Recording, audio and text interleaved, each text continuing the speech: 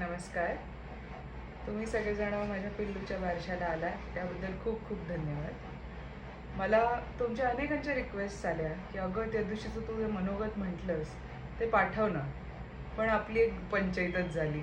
त्या दिवशीचं आपल्या व्हिडिओग्राफरनी अनफॉर्च्युनेटली ते रेकॉर्डिंग केलं नाही आणि त्यामुळे आपल्याकडे त्याचं डिटेल्स काही राहिलेच नाही.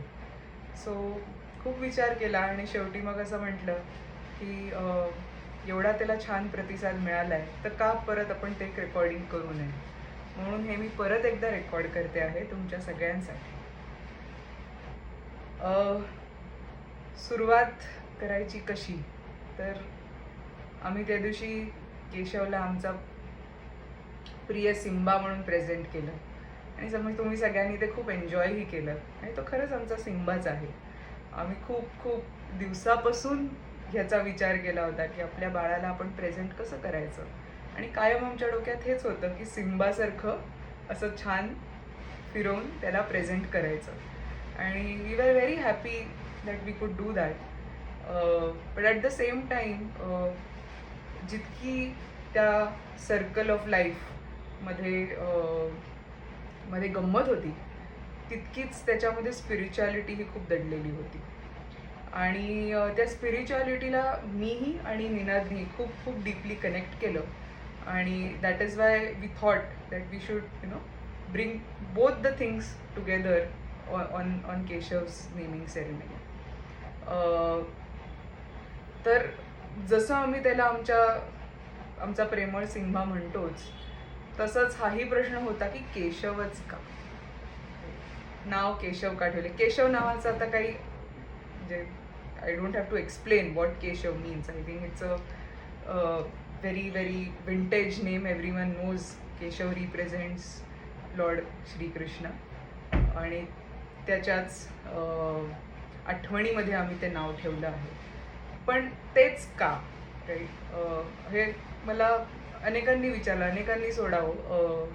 केशवला येणाऱ्या मालिश करायला ज्या मावशी आहेत त्याही मला म्हणाल्या की अगं तू एवढं जुनं काळचं नाव कुठून शोधून काढलंस. तर त्यावेळेला मला असं स्ट्राईक झालं की केशवचा अर्थ सांगण्यापेक्षा केशव का हे सांगणं खूप महत्त्वाचं आहे आणि ती एक वेगळीच गंमत आहे. तर ती काही ती स्टोरी मी आज परत एकदा प्रेझेंट करते तुमच्या सगळ्यांसाठी. तर ही एक 3-3.5 वर्षांची माझी आणि केशवची कहाणी आहे. केशवनी आमच्याकडे येण्याचा याआधी 2दा प्रयत्न केला आणि तो आला नाही. दोन्ही वेळा त्याचा प्रयत्न फेल केला, तो आला नाही. आणि ह्या प्रसंगाचा मी जेव्हा जेव्हा विचार करते, जेव्हा जेव्हा मला ह्याची आठवण होते की आपल्या बाबतीत असं का झालं, का असं वाईट घडलं, मीच का, तर त्या प्रत्येक वेळेला मला एकच उत्तर मिळालं की केशवला त्याची यशोदा मैया हवी होती, कॉर्पोरेट मैया नाही. खरंच गेले 3-3.5 वर्षापूर्वी जर मी आई झाले असते तर कॉर्पोरेट मैयाच झाले असते. माझ्यासाठी माझं करिअर, माझं काम हीच माझी पहचान होती, हीच माझी आयडेंटिटी होती. अगदी लहान ज्युनियर रोल्सपासून माझी सुरुवात झाली आणि पुढे जात जात सिनियर VP पर्यंत मी पोचले. नंतर CEOज ऑफिसला शेवटचा रोल पत्करला आणि अशी माझी करिअरमध्ये खूप खूप छान प्रगती झाली होती. Literally I was at the peak of my career, म्हणजे and I was enjoying at its best. पण मातृत्वाला लागणारी म्हणजे आई व्हायची इच्छा तर होतीच, पण मातृत्वाला लागणारा जो मनाची शांतता गरजेची आहे, शरीराची स्थिरता गरजेची आहे, ओलावा आणि व्याकुळपणा तर होताच, पण त्यासोबत ह्या गोष्टी कुठेतरी मिसिंग होत्या. आणि ह्याची जाणीव मला तोवर झाली नाही जोवर केशवनी आमच्याकडे यायला 2दा नकार दिला. तर अशी ही माझी गेली 3-3.5 वर्ष जवळजवळ सेल्फ रेट्रोस्पेक्शन आणि सेल्फ करेक्शन, ट्रान्सफॉर्मेशन ह्याच्यामध्ये गेली. म्हणजे तो एक मोठा प्रोजेक्ट होता माझ्यासाठी. आणि जणू हा प्रोजेक्ट म्हणजे केशवच्या आगमनाची जवळजवळ तयारीच होती जणू, असंच समजायला हरकत नाही. आणि या प्रोजेक्टचं सर्वात पहिलं महत्त्वाचं पाऊल जे मी घेतलं ते असं होतं की ह्या सगळ्या सुंदर चालू असलेल्या करिअरमधनं मी एक छोटासा ब्रेक घेतला. मनापासून घ्यायचा ठरवला. It was all with complete willingness, not forced at all. तसा मी ब्रेक घ्यायचा ठरवला आणि इनर इंजिनिअरिंगला सुरुवात केली. तर म्हणजे नक्की काय, तर स्वतःवरती काम करायला सुरुवात केली. गर्भधारणा नक्की का होऊ शकत नाहीये, नक्की काय अडथळे येत आहेत हे समजून घ्यायचा प्रयत्न केला. अनेक पुस्तकं वाचली, अनेक डॉक्टर्सचे रिसर्च पेपर वाचले, शरीरामध्ये येत असणारे अडथळे समजून घेतले आणि ते हळूहळू करेक्टही करत गेले.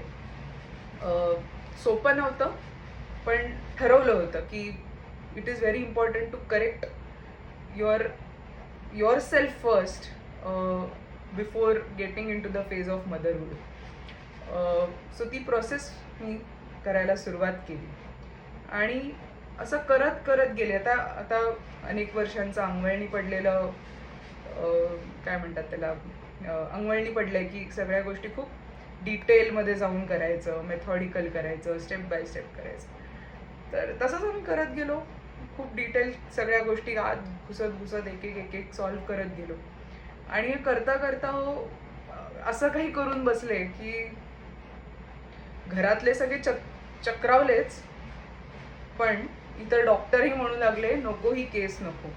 चक्क वैकुंठ दर्शन करून आले होते. आणि ह्या प्रसंगानंतर जसं म्हटलं घरातले चक्रावले, तसं बऱ्याच काळाकरता माझं लाईफ स्टँडस्टिल झाल्यासारखं झालं होतं. कारण काही समजेना नक्की झालं काय, चाललं काय, नक्की होऊ काय घातलं आहे, what is destiny directing me towards, असे खूप सगळे प्रश्न पडायला लागले. पण आपण म्हणतो ना, अशा कठीण प्रसंगीच आपले घरातले कामाला येतात. आणि तसंच काहीसं म्हणजे माझ्या ह्या प्रसंगात माझे आई वडील माझ्यासोबत भक्कम उभे होते, माझी बहीण माझ्यासोबत भक्कम उभी होती, सासू सासरे कायम उभे होते आणि अर्थात निनादही होताच.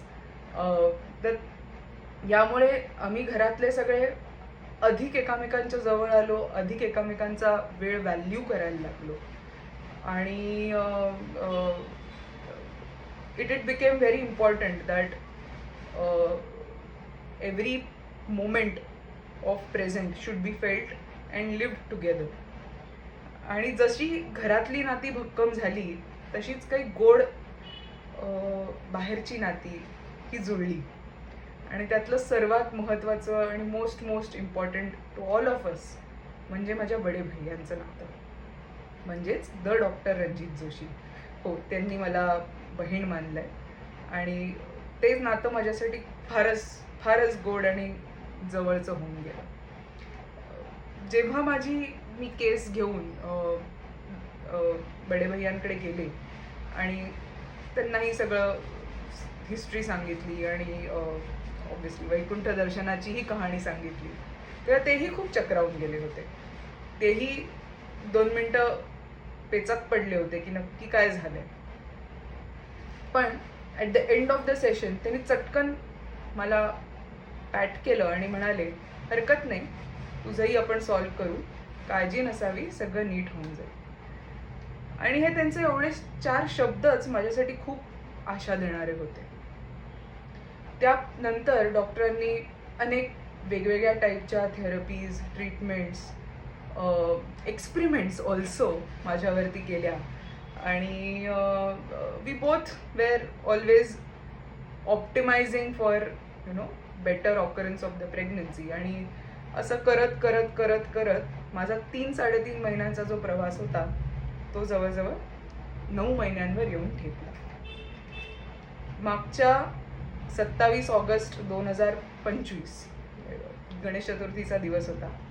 त्या दिवशी माझी गर्भधारणा झाली आणि केशवने आमच्या आयुष्यात यायचं निश्चित केलं होतं. पुढचे 9 महिनेही माझ्यासाठी फार काही सोपे नव्हते. पण डॉक्टर सचिन आणि डॉक्टर नीता यांच्या मदतीने तेही आमचे पार पडले. असं करत करत 9 महिने गेले आणि 30 एप्रिल 2026 हा दिवस आला. केशवनी आमच्या आयुष्यामध्ये त्याचं पहिलं पाऊल टाकलं. आणि खरं सांगते, त्या दिवशी अनेक दिवसांनी, मी आता गेले 3-3.5-4 वर्ष हॉस्पिटलच्या फेऱ्या घालतीये. सारखं काही ना काही प्रोसिजर्स आणि ट्रीटमेंट्स चालू होत्या. पण त्या दिवशी अनेक दिवसाने केशवचा रडणारा आवाज आम्ही ऐकला आणि पहिल्यांदा हॉस्पिटलचं गोकुळ झालेलं मी पाहिलं. मनाला खूप खूप समाधान वाटले आणि तो क्षण आय थिंक सगळ्यांनी अनुभवावा असाच आहे. I cannot express it. इतका गोड क्षण होता. तर अशी ही माझी कहाणी. पण आता ही झाली माझी कहाणी. मग तरीही केशव नावच का याचा उलगडा काही लागला नाही. तर ती पण एक फार गोड गमतीशीर गोष्ट आहे. मी सांगायचा प्रयत्न करते. तर हे सगळं प्रकरण चालू असताना दरम्यानच्या काळामध्ये मी पहिल्यांदा आयुष्यामध्ये आपलं क्लासिक एपिक जे आहे महाभारत ते पाहिलं. आणि येस, इट इज अ हास्यास्पद thing, but that's what it is. It's a reality. पहिल्यांदा मी आयुष्यामध्ये महाभारत पाहिलं. आणि असं नाही की म्हणजे कधी इच्छा नाही झाली म्हणून इतके दिवस पाहिलं नव्हतं. निनाद मला अनेक वेळेला आणि सतत म्हणत असायचा की अगं तू बाबा MBA केलंयस, स्ट्रॅटेजी हेड करतेयस, मोठ्या मोठ्या टीम सांभाळतेयस, पण ॲक्च्युअल MBA आणि ॲक्च्युअल स्ट्रॅटेजी काय असतं हे तुला माहितीच नाही आहे. आय थिंक तू ते बघितलंच नाही आहेस. And that is why you should watch Mahabharat. हे त्याचं पहिल्यापासून असं फार ठाम मत होतं. सो फायनली अनेक वर्षांनी, 10-12 वर्ष आय थिंक त्यांनी प्रयत्न केले असतील मला या गोष्ट सांगायचा. आणि अनेक वर्षांनी फायनली त्यांनी मला ही 300 एपिसोडची सिरीज दाखवली. हॉटस्टारवर आहे.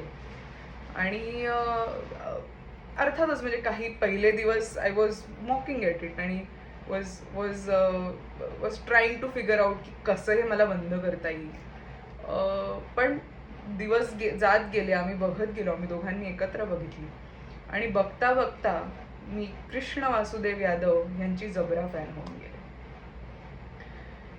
आता ह्याच काळामध्ये मला अनेकांनी हेही सांगितलं होतं की अगं तू एवढ्या कठीण परिस्थितीत राहतेस, तू देवाधर्माचं का नाही बरं करत, थोडं पोथी वाच, पूजा कर, काहीतरी पाठ कर. असं बरेच वेगवेगळ्या पद्धतीने मला तू देवाचं आध्यात्मिक काहीतरी कर असं सांगितलं.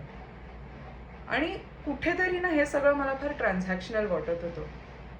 बाळ होऊ दे म्हणून आपण देवासमोर हात जोडायचे आणि त्याच्यासाठी बरेच गोष्टी करायच्या. It is transactional and short lived. हेच सतत मनाला वाटत होतं. त्याच्यामध्ये कुठे डेप्थ नाही आहे, त्याच्यामध्ये कुठे कंटिन्युटी नाही आहे. आणि त्यामुळे त्या गोष्टी, काही गोष्टी मी केल्या, पण त्याच्यामध्ये कुठेही ते भक्तिभाव नव्हता. Until I started knowing Krishna Vasudev Yadav. ह्यांची जशी जशी माझी ओळख वाढली यांच्याबद्दलची, यांच्या जशा जशा मी ऐश्वर्य लीला पाहिल्या, तसं तसं कुठेतरी मनाला वाटू लागलं की अशी असं कॅरेक्टर, अशा व्यक्तिमत्व जर देव असेल तर का नाही, म्हणजे अशा व्यक्तीसमोर मला नक्कीच नतमस्तक व्हायला आवडेल, शरणागती पत्करायला नक्कीच आवडेल. हे विचार सतत मनात येऊ लागले. त्यांनी थ्रूआउट द सिरीज जी सांगितलेली सीख आहे, भगवद्गीता असो किंवा मध्ये मध्ये एपिसोडिक फॉर्म्समध्ये त्यांनी काही सीख सांगितली आहे ती असो, ती मनाला पटू लागली आणि एव्हरीडे बेसिसवरती मी ते फॉलो करायला लागली. करत गेले आणि समजू लागलं की कुठेतरी मनात भक्ती रुजली आहे, कुठेतरी भक्ती ओरिजिनेट झाली आहे. आणि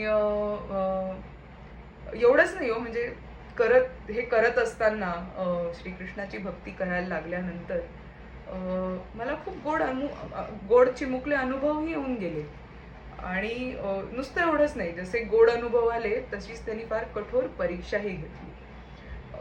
वैकुंठ दर्शनाची तुम्हाला कहाणी आता आठवत असेलच, थोड्या वेळापूर्वी सांगितली. ती माझी एक परीक्षाच होती. त्या दिवशी जेव्हा मला ऑपरेशन थिएटरमध्ये घेतलं, त्यावेळेला हरी जप मी करतच होते आणि मनात म्हणतच होते की जे काय आहे ते सगळं व्यवस्थित होऊ दे. खूप मोठी सुरुवात आमच्या आयुष्याची त्या दिवशी होणार होती. पण तसं काही न होता काहीतरी भलतंसलतंच होऊन बसलं. आणि जेव्हा मला ICUमध्ये जाग आली, डोळे उघडले, त्या नळ्या वगैरे सगळं होतं, एका सेकंदाला घाबरले. पण मनात चटकन असा विचार आला की हरिनामाचा जप करत होते म्हणून आज मी वाचले. तर असं हे ट्रान्सफॉर्मेशन की हरिनामाचा जप करत असतानाही माझ्यासोबत असं का घडलं पासून बहुतेक मी जप करत होते म्हणून मी वाचले, ह्याचा विचार जेव्हा मी केला, ह्या विचारांचा जेव्हा मला विचार आला, त्यावेळेला मला 100% पटलं की भक्तिभाव खूप खोलवर रुजला आहे, मन शांत झालं आहे, शरीरात स्थैर्य आलेले आहे आणि बघता बघता मी आई झाली. तर अशा या व्यक्तिमत्वासमोर ज्याने माझ्या आयुष्यामध्ये 360 डिग्री चेंज आणला, माझा लाईफकडे बघण्याचा पर्स्पेक्टिव्ह बदलला, हे माझ्यासोबतच का पासून जे होत आहे ते माझ्यासाठी योग्य आहे म्हणून होत आहे, ह्या विचारसरणीवरती आणून सोडले. अशा या व्यक्तिमत्वाचं नाव माझ्यात मुखी सतत असावं, त्याचं नामस्मरण सतत होत राहावं आणि त्याच्यासमोर सतत माझा ग्रॅटिट्यूड एक्सप्रेस होत राहावा, म्हणून आम्ही आमच्या पिल्लूचं नाव केशव विनायक कुलकर्णी असं ठेवलं.